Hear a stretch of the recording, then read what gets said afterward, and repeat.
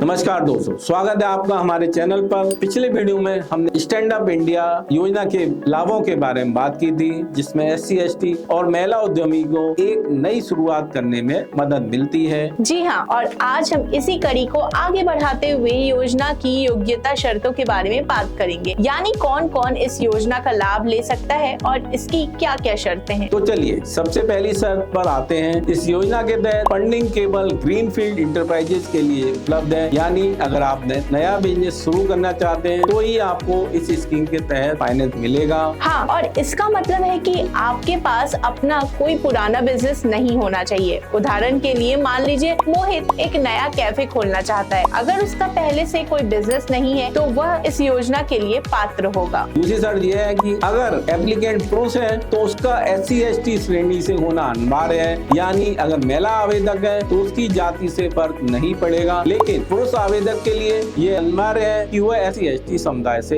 हो। सही कहा आपने विकास जी। ये योजना खासकर उन लोगों के लिए है जो हाशिए पर हैं और जिन्हें बिजनेस शुरू करने में फाइनेंशियल मदद की आवश्यकता होती है। इसी का ध्यान रखते हुए एलिजिबिलिटी में ये शर्तें रखी गई हैं। तीसरी शर्त है कि आवेदक की उम्र कम से कम 18 साल की होनी चाहिए, यानी बिजनेस की जिम्मेदारी और समझ के लिए एक न्यूनतम आयु निर्धारित की गई है ताकि उद्यमिता की भावना को परिपक्वता के साथ आगे बढ़ाया जा सके। और सबसे महत्वपूर्ण शर्त ये है कि आवेदक का किसी भी बैंक या फाइनेंशियल इंस्टीट्यूशन में कोई डिफॉल्ट रिकॉर्ड नहीं होना चाहिए, यानी कि आवेदक का एक साफ सुथरा क्रेडिट हिस्ट्री होना जरूरी है। इसे एक उदाहरण से समझते हैं। मान लीजिए सुमित्रा देवी एक नई ऑर्गेनिक फार्मिंग यूनिट खोलना चाहती हैं। उनकी उम्र 25 साल है और वो किसी बैंक की डिफॉल्टर भी नहीं है, साथ ही उनका पहले से कोई बिजनेस नहीं है और वो SC समुदाय से आती हैं। ऐसे में सुमित्रा देवी इस योजना के तहत आसानी से लोन लेने के लिए आवेदन कर सकती हैं। देखा आपने, ये योजना का उद्देश्य उन लोगों को सशक्त बनाता है जो वाकई में एक नया बिजनेस शुरू करना चाहते हैं और जो